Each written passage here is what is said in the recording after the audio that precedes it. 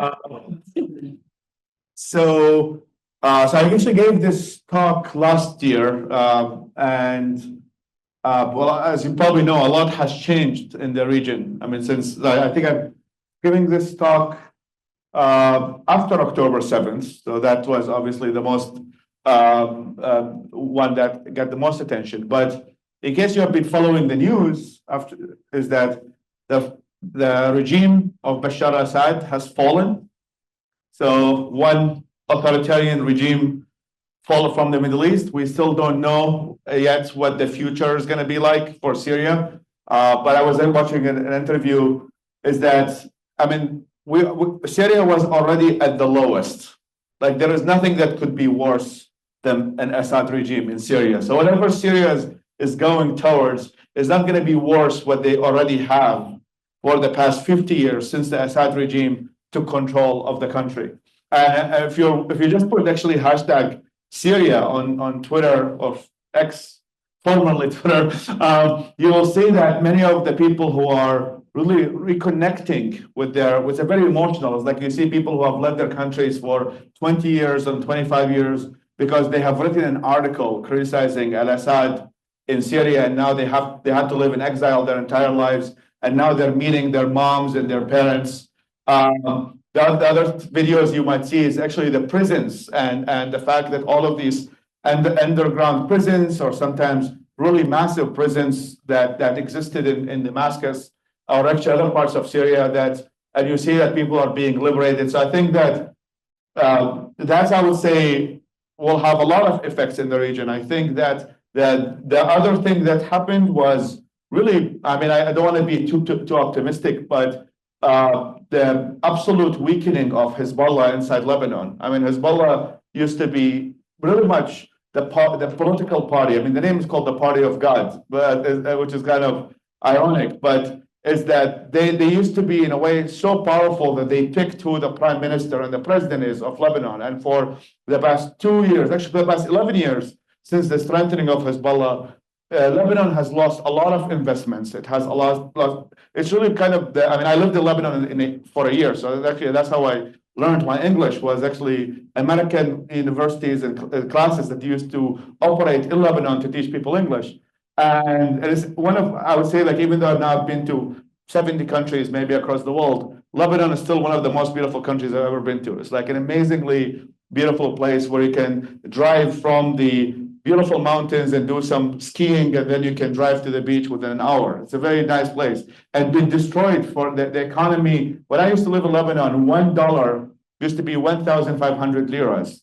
Now it's close to 100,000 liras. So the amount of inflation really was a significant part of it was because of the number one, Hezbollah, and by the fact de facto Hezbollah being an ally of the Islamic Republic of Iran, which I hope is going to be the last one after the fall of Assad and the fall of the Hezbollah forces in Lebanon. Lebanon elected a prime minister as of yesterday. So there's actually very new news, is that now the two people who are the prime minister and the president have a very strong stance against the Iranian regime and against Hezbollah. So I'm really expecting that one day all of us might go to Beirut and celebrate over there. They have an amazing university, the American University of Beirut. Iraq, where I come from, is kind of tricky. So we, due to a lot of demographic and also religious connection to the Islamic Republic of Iran, we're not as we are less diverse than our neighbors in Syria and Lebanon, where they have kind of different populations than what we do in Iraq. Iraq is significantly a Shia Muslim country, so by default there is a religious allegiance to the Islamic Republic. But it is expected that what's unofficially what we have heard is that the Trump administration has sent a warning to the Prime Minister of Iraq, saying that if you don't dissociate from the Iranian militias, Iraq will be attacked physically, militarily in this case, from the United States, and that has its own ramifications. Is like one of the, I'm sure we're going to touch on that in our conversation with Jennifer, but like one of the things with Iraq is that we have always, to some extent, have been controlled by somebody else. So in a way, our destination and destiny has always been decided for us by other groups. I mean, if you look at history from They're starting from the Ottoman Empire for 800 years, and then the British Empire, and then, so in a way, it's like we've always felt like a proxy battle of somebody else. And that has its ramifications that many Iraqis don't feel they have an agency over their own country, which is something that we are hoping to strengthen, is that people have I think it's like very important thing for us in the Middle East, as all of us becoming countries of a proxy battles, is to remember that we actually also have a nation, and the concept of agency versus all of us just turning from refugees into really proxies of other countries. So I'm really excited to be invited here. I'm looking forward to my conversation with Jennifer. Thank you so much for having me here. Okay, so before we get started, I Tell want me. to ask you, so before we get into Syria. Okay. I know, and I don't know if you've read, you published a piece last week, Yes, 4 days ago. 4 days ago, about lessons for Syria, which we'll be happy to share with all of you. I'll tweet it Awesome. because I have a huge following. I'm joking. Hey, you do have good following. Yeah. I love my trolls. So before we get to the Syria piece, I just wanted to say that, you know, I was someone personally who was very much against the war in Iraq. And but when we look at Iraq right now, at least I was against the US participation in what happened after 2003. Could you make an argument that Iraq has become a normal country?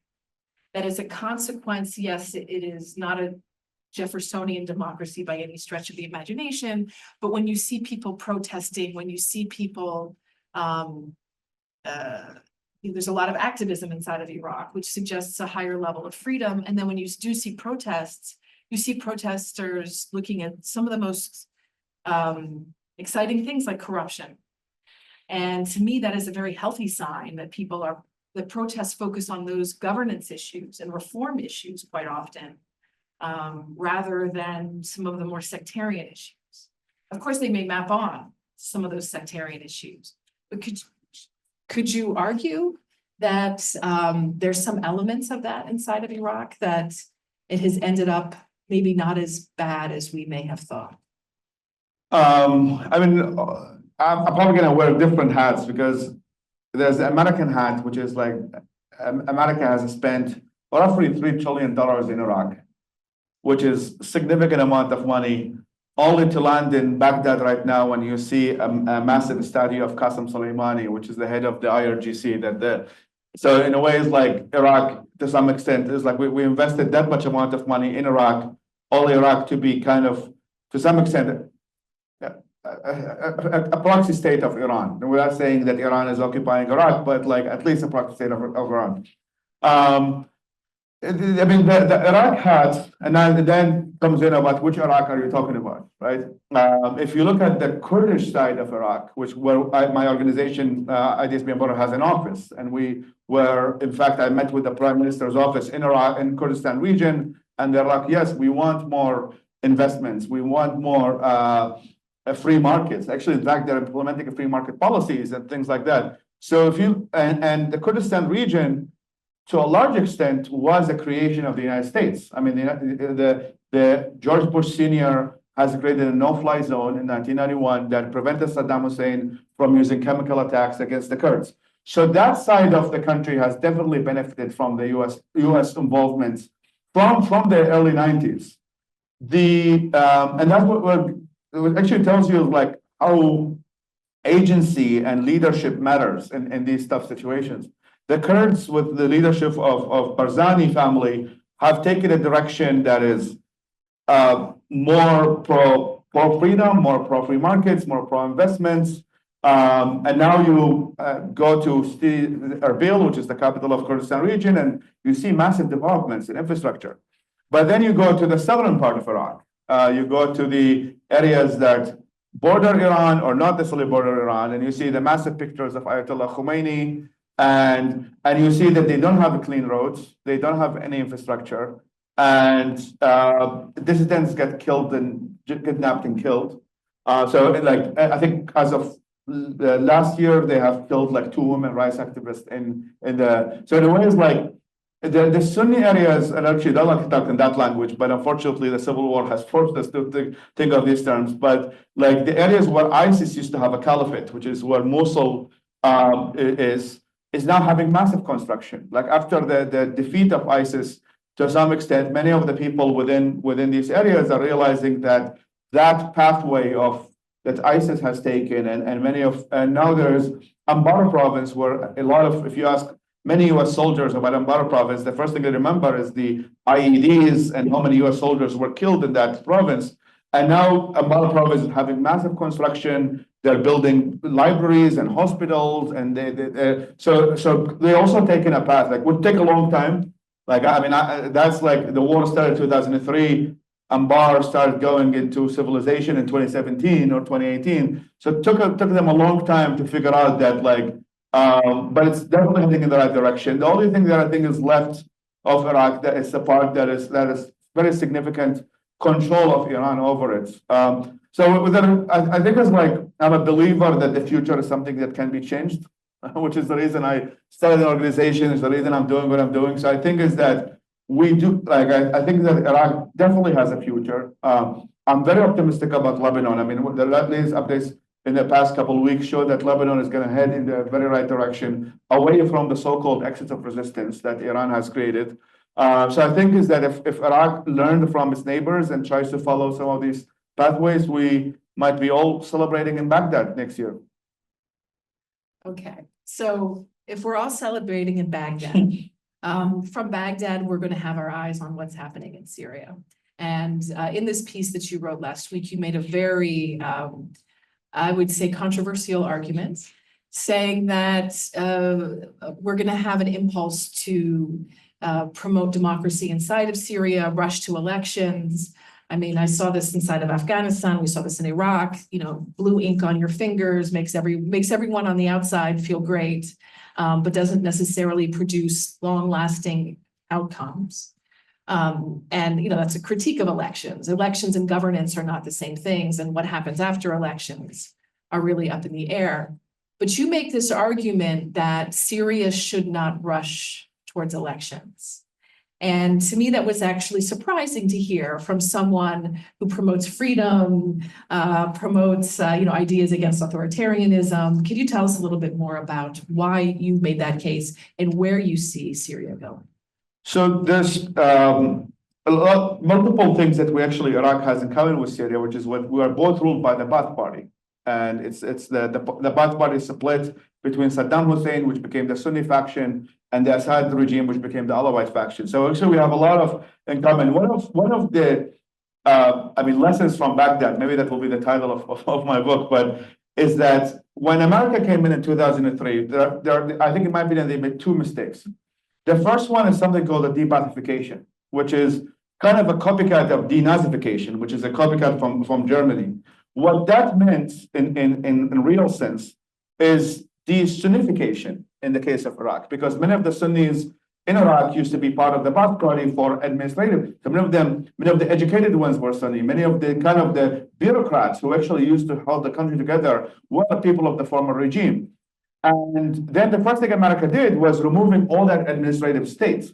And that includes the military, the police, the ministries, all of the people who really run the country for the past 40 years. Love them or hate them, they were run a country.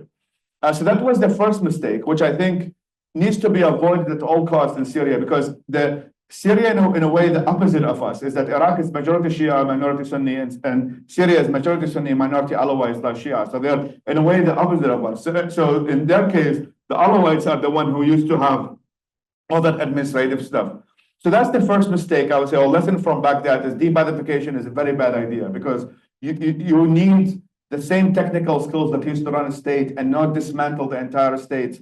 And then really, when you dismantle the state, means there's chaos. It's like and then you have literally soldiers in our case, soldiers from Arkansas managing the traffics in Baghdad. And if you see how Iraqis drive, you're probably gonna go crazy in the first week. So you have the U.S. Army literally coming all the way to Iraq, managing the basics of Iraqi society and like making sure the traffics and there is electricity. And and how would somebody from Tennessee managing that? Like, this makes no sense. That was the first thing. The second thing was the elections piece.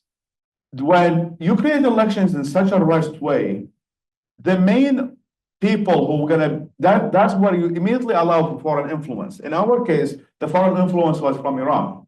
Is that the only organized political parties that actually came after the fall of Saddam Hussein were the ones that were trained by Iran. And that is the Dawah Party and the Muslim Brotherhood, the Iranian faction, the Shia faction. So immediately, the moment the elections happened, Iran saw that was a great opportunity, funded the political parties. Guess who won the elections? Because they were the only ones who were organized. So, and I think what is happening, I mean, Syria is obviously a very different situation because they had a civil war for 13 years until they get to this level. And so in a way is that it is, while obviously allies like Turkey were a bigger player in making sure that the Assad regime fall. So in a way that the group that led the overthrow of Assad are supported significantly by Turkey. So it's not like everything was very organic. And one of the things they're focusing on is keeping the state going. And then you have half of the population living in diaspora. These people also we need to figure out mechanisms in which they get engaged in the new Syrian society. And to do that is that you need to do census, you need to build a safer country that allows these people to come back, because these people are Syrian as well. And if you only allow the people who still live in country, then you're actually removing half of the people. I'm not against running elections right now, elections ever. I mean, I'm not advocating for autocracy but I think is that, in fact, I mean, the Shara, who is the leader of currently of Syria, saying is like it might take 4 to 5 years to write a constitution and then make an election. I think that's pretty reasonable.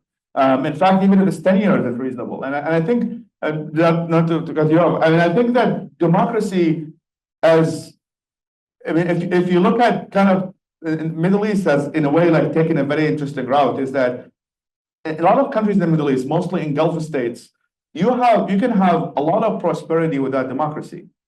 And that is the Arab Emirates, Saudi Arabia, Qatar, Bahrain, and you can improve that to some extent. I'm not saying that Arabs don't like democracy, but I think there is something to be said that if you look at like the country of Bahrain or the Arab Emirates, how many refugees come from Arab Emirates?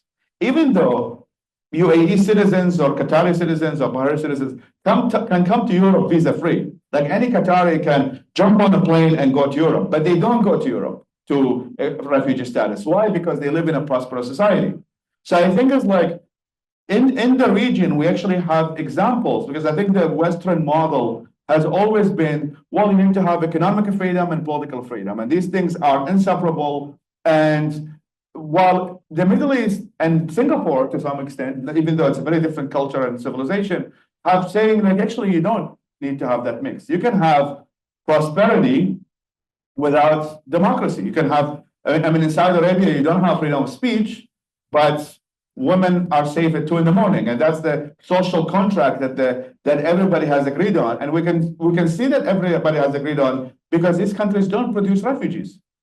I mean, that's, I would say, the best metric, because if Saudis hate living in Saudi Arabia, you will see millions of them live in Germany, but they don't. In fact, Germans come to work in Saudi Arabia, not the other way around.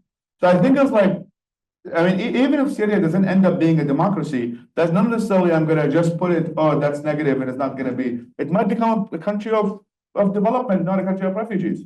So in order for that dynamic to work, in order for that social contract to function, you need resources. So you're a small country like UAE or Qatar or Singapore, and so you can fulfill that social contract quite easily because you have resources and you can keep. Not necessarily, no. I think it's a governance issue. I mean, Singapore almost has no resources, and I think there are a lot of countries with resources like Venezuela, but look at how I think it's that. I mean, UAE has done 0% income tax to allow foreign direct investment. Built a very good airline that allows people to use and using it. So I think it's like. And Syria has also a good amount of oil and a good amount of resources as well. And so does Iraq. And so does Iraq. Okay, so if we're going to get to governance, then I'm just a couple more questions before we open things up. If we get to the governance part of this, then, okay, so we have a situation where Syria pushes off elections for 4 or 5 years. I think works hard to develop a constitution based on consensus of different groups. Many of us saw in Afghanistan how there was a rush to build a constitution in like a year. Same with Iraq. And Iraq was the same way. And it's interesting because Iraq and Afghanistan went 2 very different directions in their constitutions. Iraq went towards a federal system, and the Afghan system did the exact opposite of Baathification. It actually maintained a frozen yesterday of the monarchy. It actually took a 1964 constitution and just replaced king with president and slapped elections in there somewhere, but kept the entire administrative apparatus intact. And, one of the arguments that many of us have made here is that keeping everything intact ensured a vicious cycle of conflict, and that you're just going to keep the country frozen where it was, where you need major governance reform, yet none of these civil servants have any incentive to change anything because that's their jobs. And, the vast amounts of corruption, then you add aid into the mix and you get a really disastrous outcome. But you've also argued, and I think this is an important point that complements the elections point, you've made an argument about federalism. Yes. Inside of Syria. And so that would be a radical departure in terms of governance. We're the Center for Governance and Markets, by the way. So we care a lot about these governance issues. And it's very interesting to see how these different institutional arrangements play out in diverse contexts. So Iraq moved towards a federal system. And, looking from afar, you've also pointed out, why Iraq has had its problems. It's also created the opportunity for Kurdistan to be Kurdistan and Mosul to be Mosul. But one of and that federal system was possible because of the occupation in many ways. Without the occupation, no politician, has nothing to do with Iraq or the Middle East. Politicians everywhere love power. Yeah, in the United States, Mexico, you name it. Politicians rarely want to decentralize power and give up power. So you're asking the Syrian government, okay, give up the elections for a while, that will make people happy, but radically reshuffle governance seems like a much harder sell in many ways. Democracy might be an easy sell because we're selling ourselves, but governance reform and actually really radically redistributing power and maybe even giving more power to people might be more difficult. I mean, there are consequences also of not giving power to other people. The Iraq situation, one of the main reasons why we saw significant Sunni insurgency inside Iraq was the fact that many Sunnis didn't feel included in the new context of Iraq. So they formed into militias, and that's where you had groups like Al-Qaeda and eventually ISIS, etc., really kind of utilizing that Sunni anger and turning this into a militant group. So I think that there are costs with the Kurds. I mean, even before Kurdistan became a kind of, it's not a nation, but a semi-autonomous region. I mean, since the creation of Iraq, and I don't want to get into the massive history of the region of how many of the borders were drawn and Sykes-Picot Agreement and the British and the French and who gets who, is that from the beginning. So I was named after the first king of Iraq, whose name is King Faisal, which came from the Hashemites, and the Hashemites were now ruling Jordan. And from the beginning that Iraq was established, the Kurds hated Iraq. We were promised a different thing, and the Brits, you told us, if we side with you against the Ottomans, you might give us something. And so the first Kurdish revolution happened in 1922 or something like that. The moment Iraq became a state, the Kurds hated that. They're like, we have nothing in common with people in Basra and people in Baghdad. These people they speak a different language. So from the beginning, there's this always quote by kind of politicians, diversity is our strength. In our cases, diversity is our curse. It's not our strength. So the moment that Iraq was established, the Kurds didn't like it. We have always had an issue, the fact that we are a Shia majority, that Iran would have an influence over us because of religious. So in a way that the concept of kind of centralization has always failed. So we've tried, the concept is that you have one ethnic group and one sect of a religion trying to impose it on the rest of the population. We now have a data entry of 100 years of secular monarchy, followed by socialist, followed by communist, and followed by Arab nationalists who are Sunni. And then we have now the Iranian, the Shia model. They have all failed. So in a way, it's like we can, and that's also a lesson from Baghdad, is that this centralized model. I mean, yesterday there was a Shia Alawite militia already being formed in the Alawite neighborhood in Syria. So things are building up the same way in Tikrit and Mosul and stuff like that. We were seeing the Sunni militia, and I lived in a Sunni neighborhood. Like, America came in April 2003. The first suicide bombing happened in like May 2003. It didn't, and it was not fully Iraqi. Some of the people were Chechens and from all over who came from different countries. But that Sunni insurgency, it only took a couple of months for things to start. So I think is that one lesson is that if you give people more power, you actually have the ability to retain power, not the other way around. Because if you want to control that place with so much hate and so much grudges, because like for the Shias in the south, you go to southern Iraq, and at least 1 out of 2 families, one of their sons were killed. Whether it was killed by the Iraq-Iran war, whether it was killed by Saddam during the first revolution. So that person has so much hate against the Sunnis who lived in Baghdad and the Sunnis who lived in Anbar, who saw them as beneficiaries of the former regime. These people cannot, like, unless you give them like centralized power, is not going to work with a place in which people have built grudges, in some cases over hundreds of years. I mean, the Sunni-Shia conflict did not start because the Americans came. It started, that history of killing each other is not new. So I think is that for the only, and we've seen every leader in Iraq was hanged by the leader who comes after him. There is no happy ending in the Iraqi. So I think is that I think that model is the only way that can preserve the country from falling into civil war again. So it speaks to short-term versus long-term. So, when leaders will have longer-term time horizons, they're more willing to be able to give up power. But in the short term, especially after a conflict, they're always concerned about consolidating power because they see everyone as a rival and they see incredible insecurity. So before we open things up to the audience, because I'm sure you all have a lot of questions, I just have one small question about something you said in your talk. Really struck me. Being here on a college campus. Okay, you said you speak out against those who try to divide us. We try really hard here to bring different perspectives, do a lot of bridge building work, seek to have conversations. These days, it's not always easy. People have very strong opinions, very passionate opinions. Every day, everything seems life or death. There's serious problems in this world.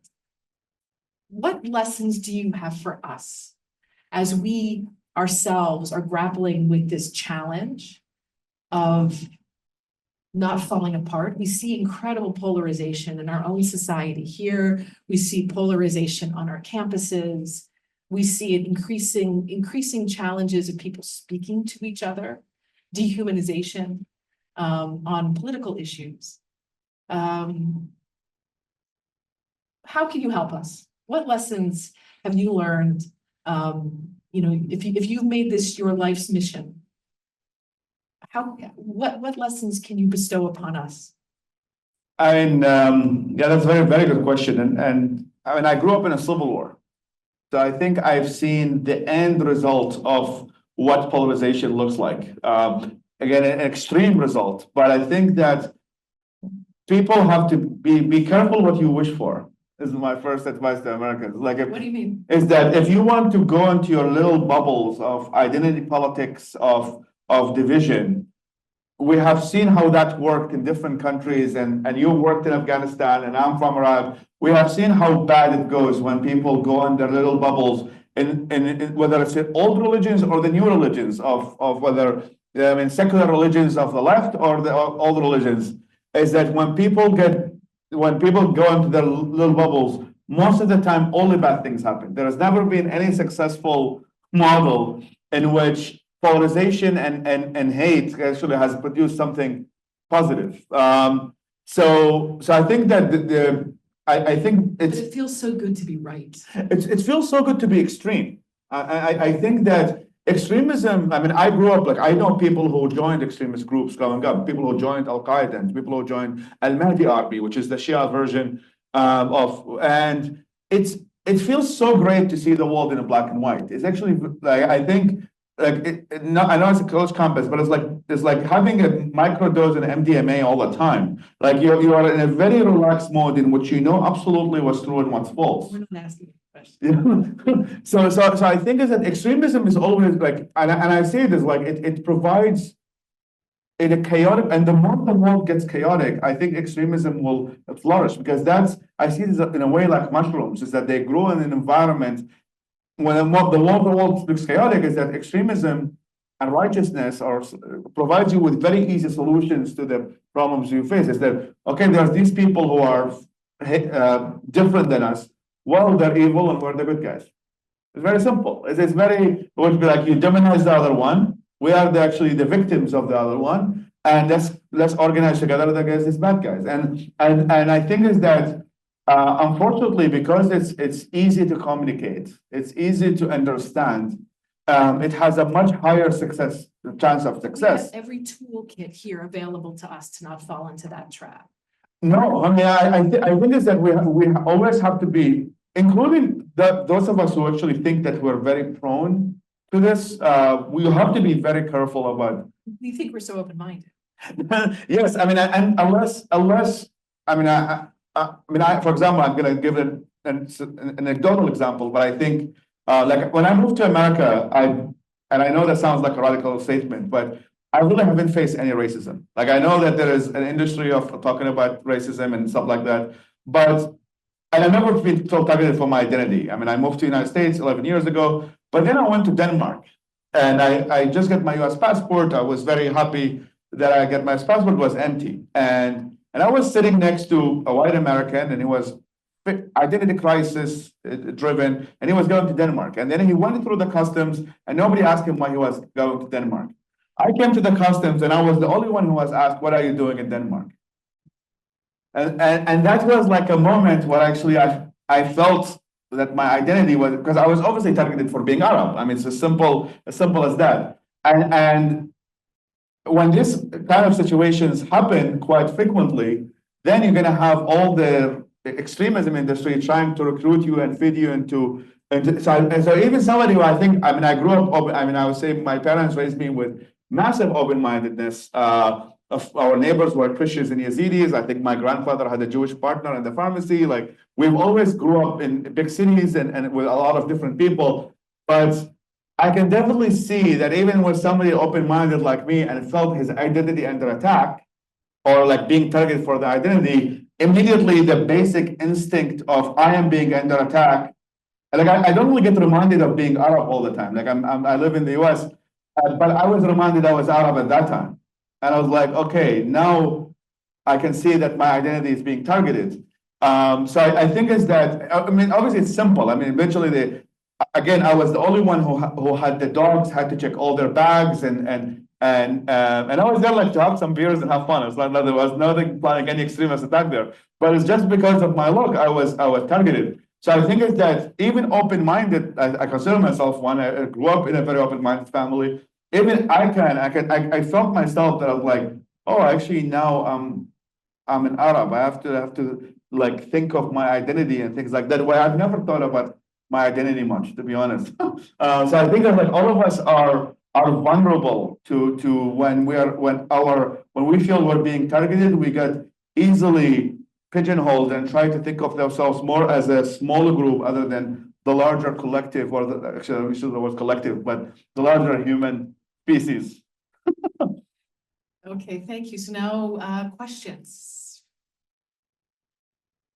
Yeah, and if you could just say your name or introduce yourself.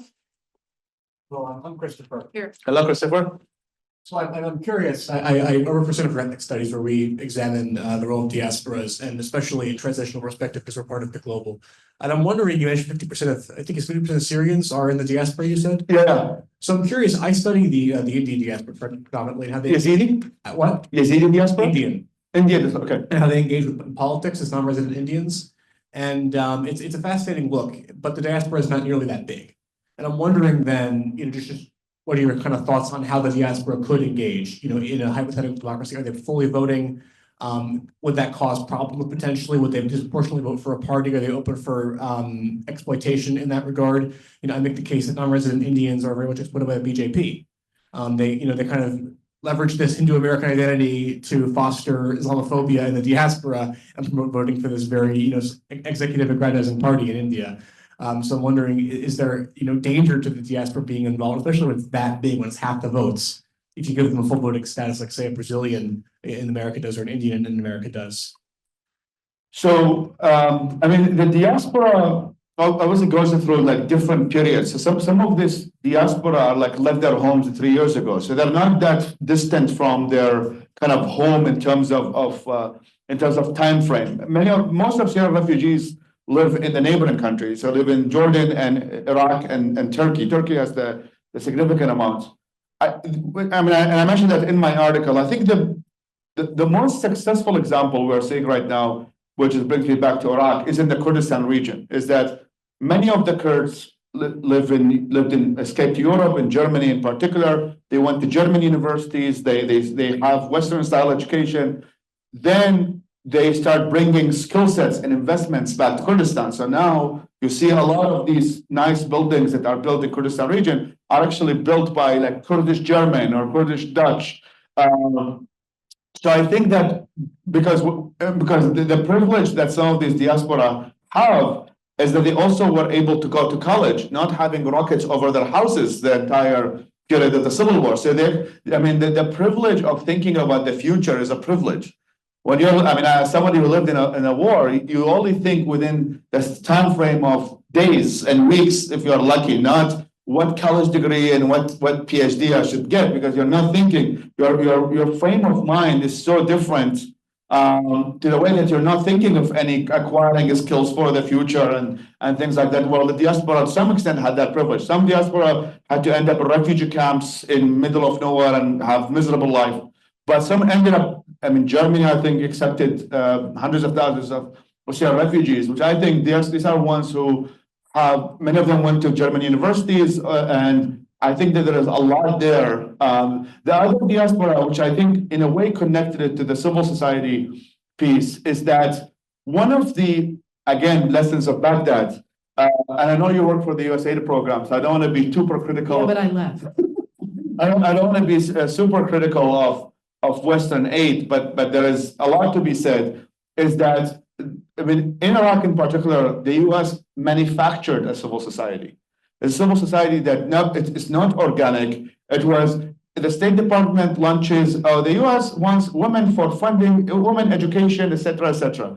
Political party X decides to create an NGO a week ago that cares about women education. They apply to the State Department. They use all the buzzwords that the State Department needs. They get $1.5 million. They funnel the money into a political party and they run elections and they win. That is a significant part of the NGO complex that came in from the United States intervention in Iraq. To say the least, I'm actually being like generous because like all of the money that was stolen between contractors and I don't want to touch on that. Yes. Yeah, I just want to very briefly on this point. I think one of the things that people get wrong about the way US foreign policy works is they say, oh, the US exports Jeffersonian democracy. So like what the US did in Afghanistan was very different from what it did in Iraq, was very different from what it did in Haiti, which is very different. Like there's not one model. I'm actually studying the way that Soviets exported their institutions. And if you look at Syria and you look at Iraq, and if you look at a lot of the places where the Soviets in Afghanistan, the institutions look very, very similar to one another, the organization of governance. But where I think the US exports a model of democracy is in civil society. And if you go to Iraq or Afghanistan or just about any country in the world, you'll find, quote, civil society that's funded, it looks the same. through grants and NGOs and nonprofits and women's organizations and women's health. And climate, whatever is fashionable in Washington Yeah. suddenly becomes fashionable in Baghdad. And the civil society evaporates once the money goes away. Exactly. Which brings me to the diaspora piece is that Syrians, not to generalize, but many of them ended up being successful in Gulf states, in Saudi Arabia and Qatar, etc. I'm now actually seeing some of them funding the new civil society that exists in Syria, which I think is phenomenal because now you have Syrians funding Syrian civil society. That in a way responds to needs of the local population, other than, like, for example, not to generalize on Iraq, but most Iraqis don't care about climate change. They don't even know what that is. But then there is 100,000 organizations about climate change in Iraq right now, which tells you that the organization and the demand is not there. And that's always a common issue with organizations, is that as long as you have a donor, you have an organization, because it's not a supply and demand. It's not like I'm selling a product and somebody's buying the product. So one of the challenges of NGO sector is that the consumer and the customer is not the same. But I think what's happening in Syria, which I'm seeing, there's, I think, a guy called Marwan, who is a Syrian kind of wealthy person. He's actually now like supporting the civil society in Syria, supporting businesses in Syria that eventually will support civil society. So I think it's like they eventually might have a chance of building a much more organic and responsive civil society that is an actual part of society, not the one that the moment the US withdraws its army, suddenly everything, which we have seen in Afghanistan and Iraq. The moment the US left, where's the civil society organizations? They don't exist. Except a Facebook page, and they have maybe 20 likes, and that's pretty much it. Questions? Yes. Do I talk too much? Because I know I'm very self-conscious on that. Really? So I'm Randall Holla, the director of the European Studies Center here. I'm wondering about, actually, one correction: denazification didn't result in the removal of Nazis. The hierarchy was removed, but not the actual quotidian, the police officers. Everybody was left in place, and Adenauer's closest advisors had been in the SS. It wasn't something like debathification. Were the SS members of the Nazi Party, or? Oh yeah. Okay, but they kept them in power. It wasn't asked. Okay. And Adenauer had a line that said something like, "This isn't what I wanted to ask you. I don't care about this." But Adenauer's point was that when all you have is dirty water, you don't toss it out. Yeah.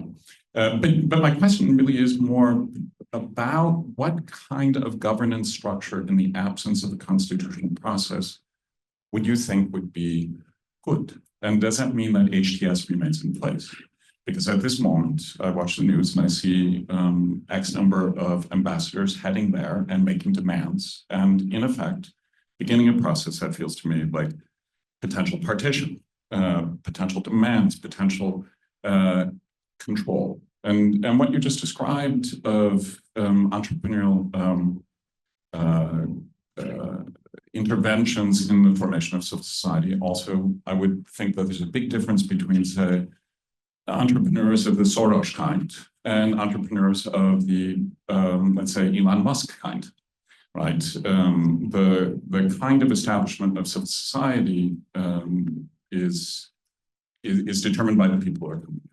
And the last thing I would ask or reflect on is that in the move out of the post-Soviet period, that is to say, the route into the post-Soviet, China looked at perestroika and glasnost and said, we'll have one, not the other, right? And what we were left with was a Soviet Union that was broken up in a particular way, and capitalist China with a corrupt ruling elite. And those are sort of the global models that I'm looking at and seeing how they might play out here. And with Syria, I guess I just really would want to hear more precisely what a delay of a constitutional process would mean, if it means then HTS stays in place, or if it means who determines who replaces HTS in the process that would unfold. Very good question. I mean, the question is what I would like to see, whereas the question of what I think also would likely to happen.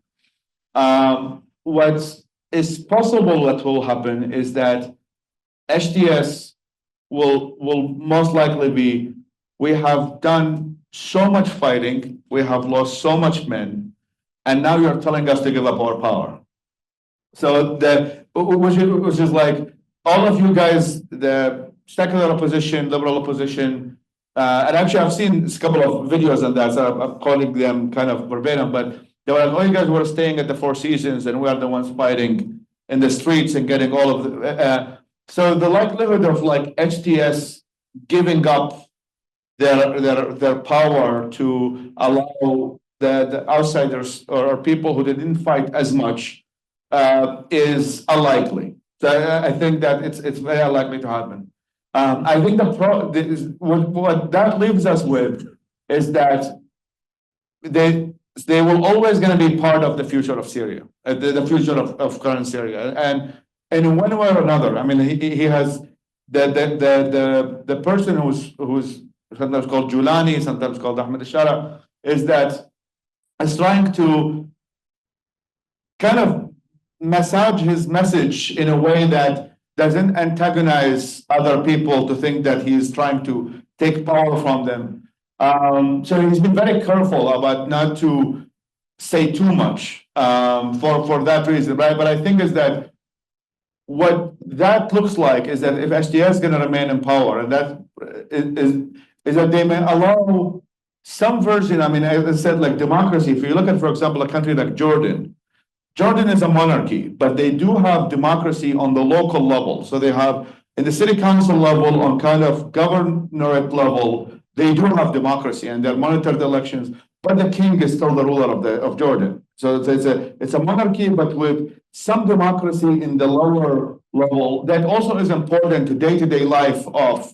So that in a way, only the foreign policy and the big decisions managed by the king of Jordan, and then electricity and the economy is managed by the government. That is, in a way, a possible situation, which I think is not necessarily a bad one, because I think that the concept of inclusive governance is that in a way is like what we have in Iraq, which the Americans has brought us, is the concept of inclusive governance. And inclusive governance is that we have a president who is a Kurd, the prime minister has to be a Shia, and the speaker of the house has to be a Sunni.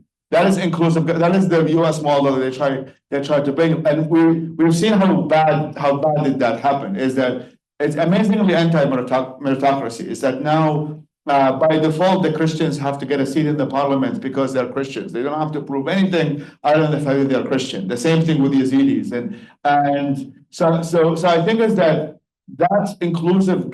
Like we can think of inclusive government or inclusive society outside of like, oh, every sect and every religion has to take this amount of seat. In fact, now one of the main things that the Lebanese are revolting against is the concept of inclusive government that they had to sign up on. So I think is that the European demands are, again, is like there's, which I think what the German government demand was like, oh, you have to build an inclusive government.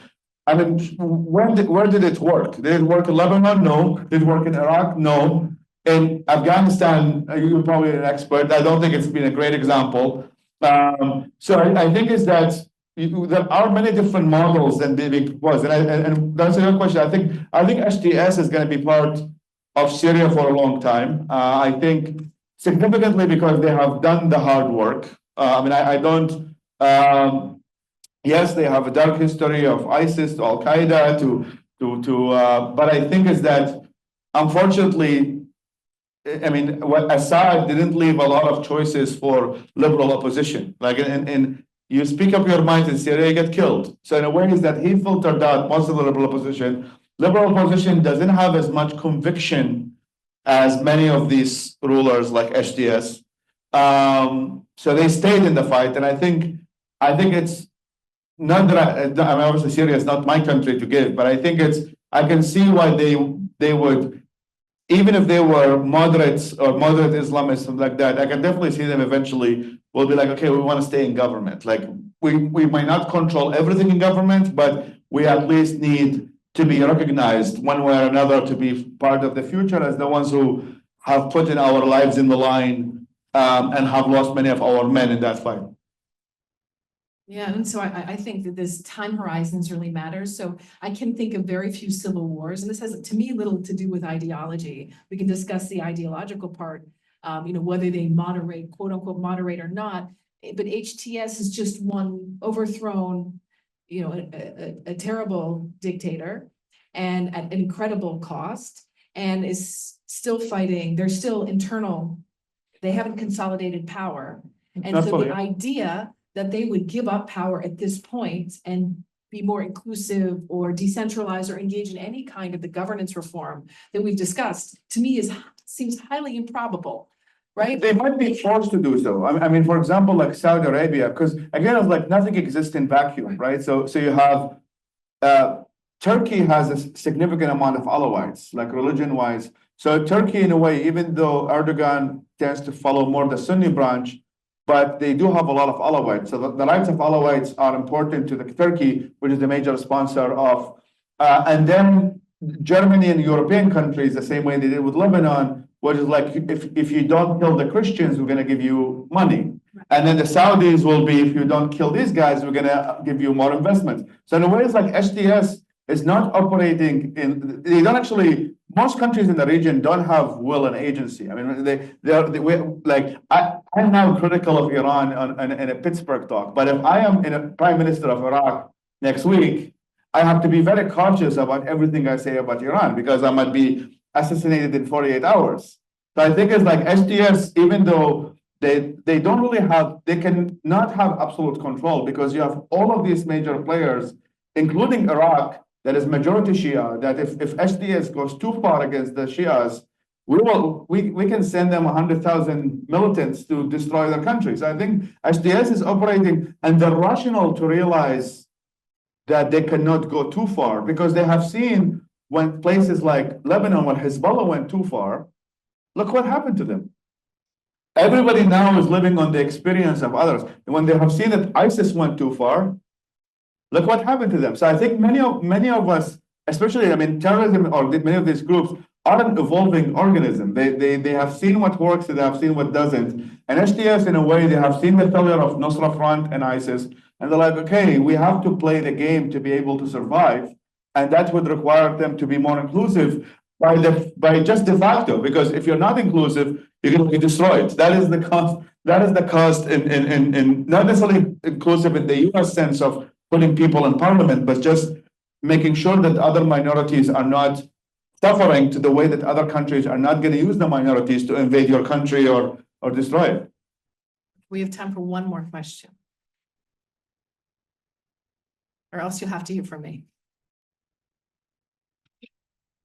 Everybody loves you, Jennifer. I don't think. Not friends. Yes, exactly. Thank you so much, for Of course. facilitating talk. My question somehow connected with the head of HTS. The fact he evaluated that quick from ISIS Al Qaeda to right now. And do you think there's like a connection between your argument that you think Syria shouldn't rush to election with the fact that he evaluated in that way? Do you mean like he should examine by somehow like take some time to see how he changed, or there's other concerns? I mean, I'm not like the war in a way just ended. I mean, Assad regime fell in December, so it's only been a month. His argument, which I listened to and I think I understand where it's coming from, is that you have almost a lot of the provinces are fully destroyed. Like you have places in Aleppo, like in which it's all gone.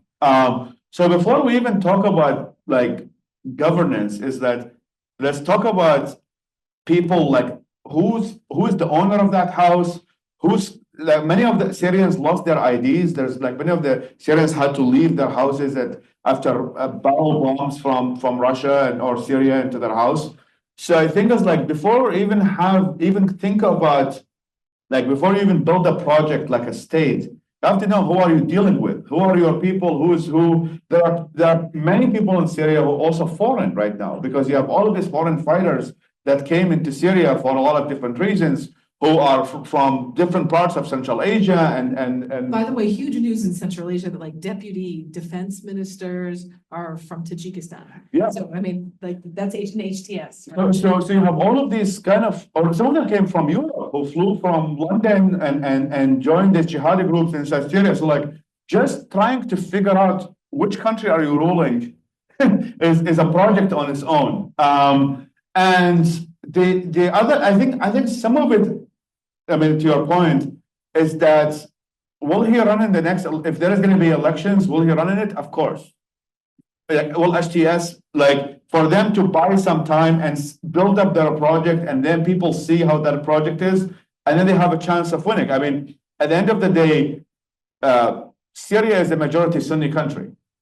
It is conservative. It's not conservative in some of the big cities like Latakia province or Damascus, but it's quite conservative in the north. And they might want a more conservative leadership. So in a way, it's like, even if democracy is going to happen, the likelihood of a Jeffersonian secular leader is not going to win the Syrian election, not a majority for sure. So I think SDS will be, he wants to maybe buy some time right now, but I think some of it is just really figuring out which country is running and making sure that there is a lot of disputed lands. There's a lot of things to work on before you even start the conversation about the election. So I think is that he's definitely going to be part of the future. I think a lesson to be learned from Assad, which I think he has, is that he'll probably have to run elections, because I think that many people in Syria are sick of the whole Assad winning 99% of the votes and the whole sham elections that they've had over the years. So he's ruling also over a very angry population, angry on a large scale, like people who have lost families, lost their houses. So I don't think that the Syrians will tolerate an autocrat unless that autocrat ends up making all the bellies full. Unless that, like, I mean, in a way, like there was this, I think, author in Arabiya channel. He said it's like, you are a bad autocrat if you kill more than 1 million people.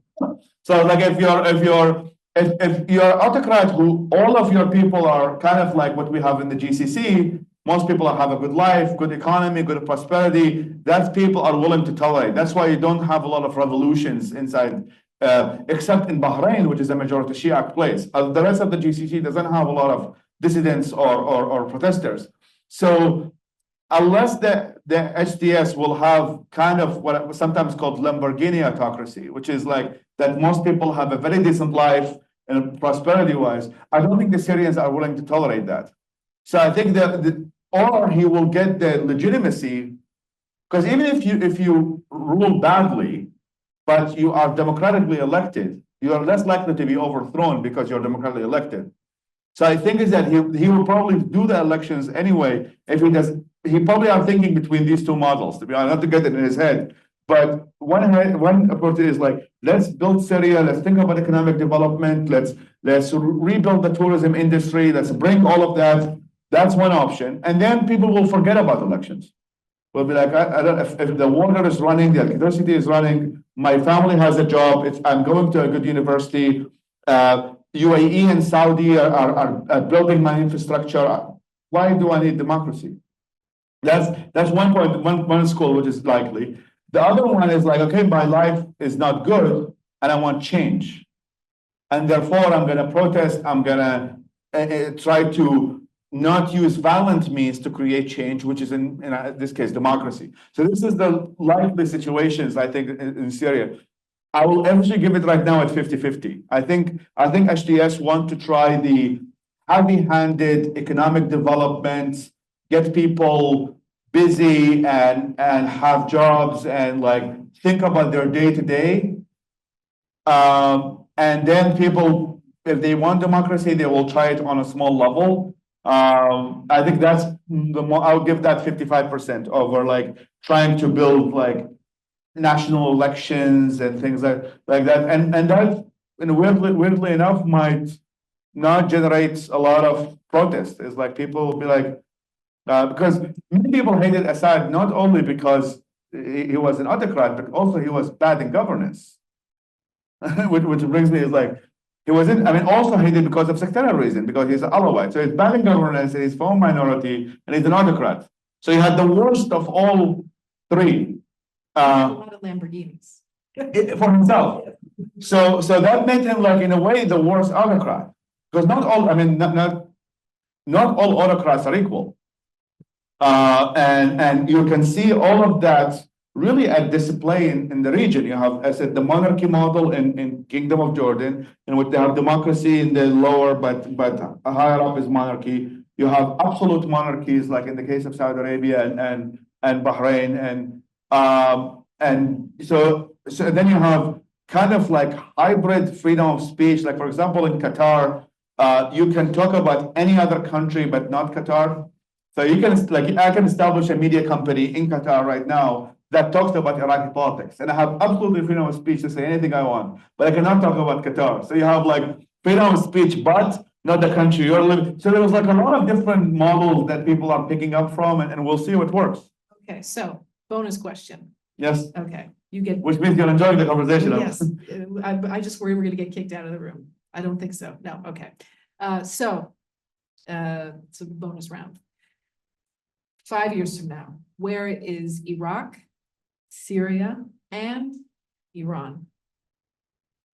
These are all connected. Yes. So actually, I would say if condition, if the Iranian regime falls, Is the Iranian regime gonna? if, Okay, okay. if the See, I'm Iranian, a social scientist. I'm not allowed to predict anything. yeah. We don't So- predict. so- Let me explain. If the Iran regime falls, or I call the Ayatollah regime falls, then that will have massive ramifications in Iraq, which is what we are seeing right now in Lebanon. The moment Iranian regime influence fell in Lebanon, all the Hezbollah folks lost in the parliamentary elections, which means Lebanon is not picking up a war with Israel, which means Lebanese economy is more likely to be much better than it is 10 years from now. So this is where I think the future of Lebanon is already predictable. They elected a government that is what they call positive neutrality. They're not at conflict with Israel. They're not in conflict with other parts of the region. And they want to focus on economic development. You heard it here first.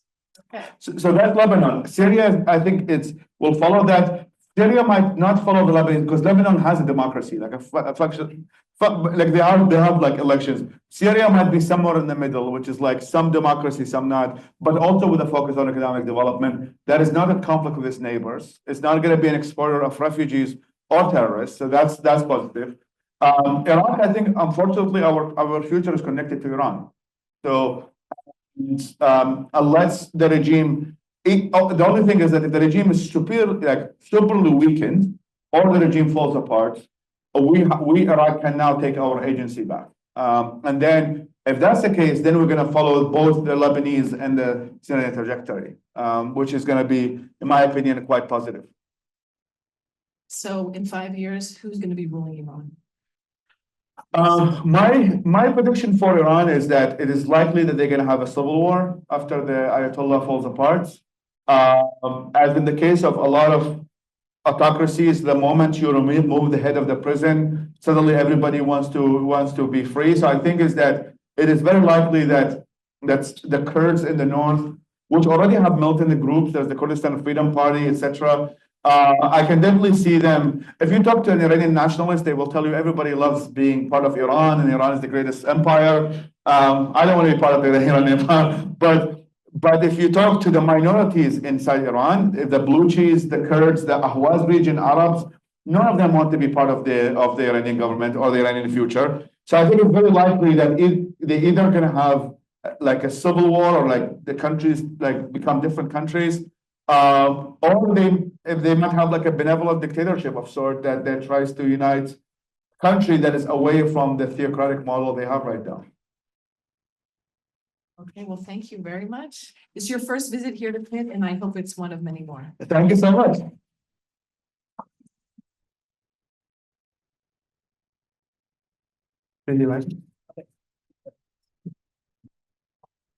Thank you guys for coming. An article, actually, maybe an article on Syria is on the website, The International Correspondent. If you just If you can see the first article is the one that Jennifer mentioned on Syria, if you guys are interested.